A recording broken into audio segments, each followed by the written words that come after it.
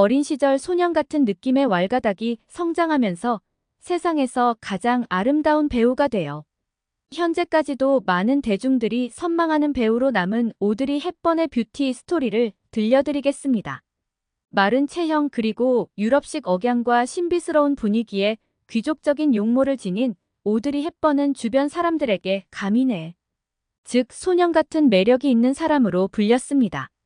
이렇게 미소년같이 중성적인 매력을 풍긴 오드리 헵번은 훗날 헐리우드에서 가장 위대하고 우아한 스타일 아이콘으로 만인의 우상이 됩니다. 오드리 헵번은 1929년 5월 4일 벨기에의 브뤼셀 아이젤스 태생입니다. 매우 부유한 환경에서 태어난 헵번의 아버지는 영국 은행가였고 어머니는 네덜란드 남작의 딸이었습니다. 발레리나를 꿈꾸던 오드리 헵번은 2차 세계대전이 발발할 무렵 런던의 기숙 학교에 다니고 있었고 전쟁 중에는 네덜란드의 콘서바토리에서 발레를 배웠지만 엄청난 가난을 겪게 됩니다.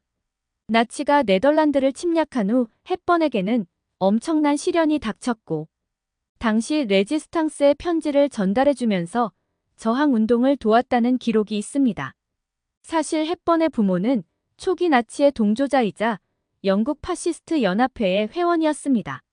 그녀의 엄마가 먼저 가입 후 남편에게 가입을 권유하였지만 오히려 아버지가 점점 더 열성 회원으로 활동을 했던 것 같고 모녀는 이런 아버지를 떠나 도피합니다. 이에 관련한 내용으로 오드리 헵번의 아버지가 와이프의 재산을 탕진해가면서까지 나치군에게 협력했다는 설도 있지만 확실한 건 아버지는 떠났고 헵번 모녀는 고생을 했다는 것입니다. 그리고 헵번의 어머니는 어떻게든 살아남기 위해 독일 장교들과 친교를 유지했고 교제를 하기도 했습니다.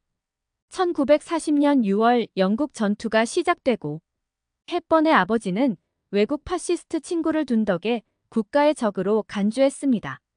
다행히 오드리 헵번 모녀는 혐의에서 벗어날 수 있었고요. 물론 정치적으로는 신뢰할 수 없지만 범죄에 관해선 무죄로 판명되었습니다. 헵번의 엄마 엘라는 히틀러도 직접 만났고 파시스트 잡지에 히틀러에 대한 찬양 글을 썼음에도 혐의 없음으로 무마된 것은 지금 생각해도 아이러니합니다. 아마도 아버지가 대신 뒤집어 쓴 게 아닌가 싶기도 하고요.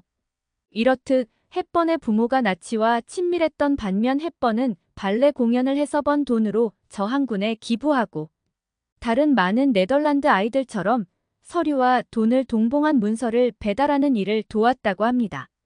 나치가 어린아이들은 수색하지 않았기 때문에 그런 일이 가능했던 겁니다. 헵번의 부모가 파시스트적 성향이었고 자신 또한 그에 동조했음에도 어느 순간 저항군을 도운 이유는 나치의 잔혹성을 직접 눈으로 목격했기 때문이었다고 합니다. 그리고 그녀의 유대인 친구들이 강제 수용소로 보내진 것을 안 뒤로 적극적으로 저항군을 도왔다는 내용이 훗날 밝혀졌습니다. 이런 일들은 헵번에게는 미담이지만 헵번은 부모의 치부가 드러날까 탑스타가 된 후에도 전전긍긍하며 자신의 일을 비롯한 부모의 일을 숨기기 급급했다고 합니다. 그리고 영국이 고향이나 다름없는 헵번이 전쟁 중 어머니의 고향인 네덜란드로 간 이유는 그곳이 안전할 거라 믿었기 때문입니다.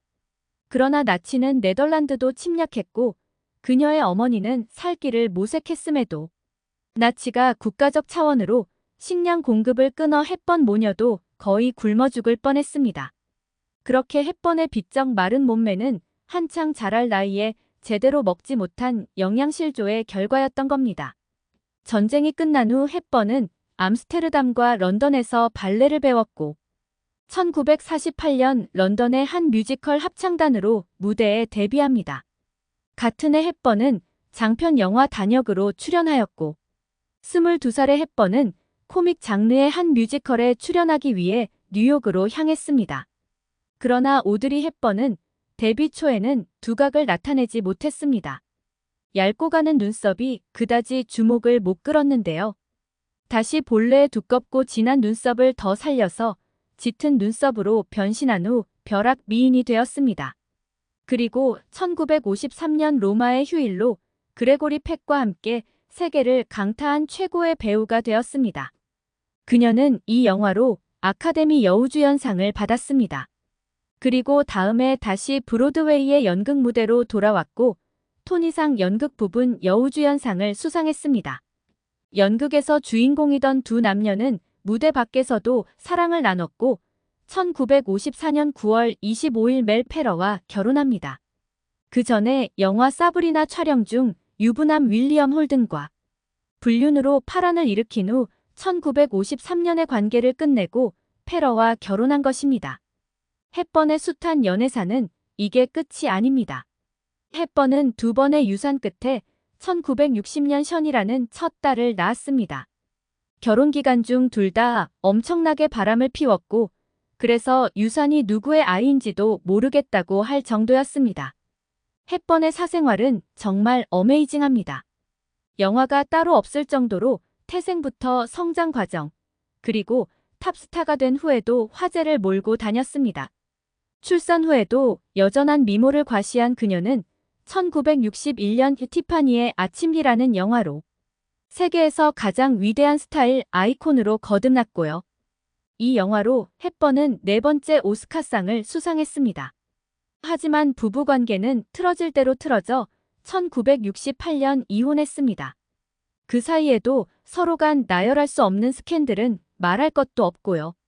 1969년 헵번은 이탈리아 정신과 의사 안드레아 도티와 재혼했고 1970년 아들 루카를 낳았습니다. 그러나 1974년 또 다른 유산을 했고 둘의 결혼은 불륜으로 가득 찼습니다. 결국 1982년 둘은 이혼했습니다. 도티와 이혼 후 헵번은 이혼 전부터 교제한 네덜란드 배우 로버트 월터스와 같이 살게 됩니다. 그녀는 점차 일을 줄이고 아이들 양육에 힘썼고 1980년대 말에는 유니세프 홍보대사가 되었습니다. 아마도 여행 중 가난한 아이들을 보며 자신이 겪은 어린 시절을 회상했던 것 같습니다.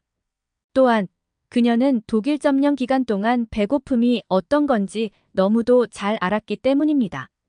오드리 헵번은 1992년 유니세프 소말리아 여행에서 돌아온 뒤 대장암 진단을 받고 수술했으나 1993년 1월 20일 63세의 나이로 사망하였습니다. 구독과 좋아요를 눌러주시면 큰 힘이 납니다.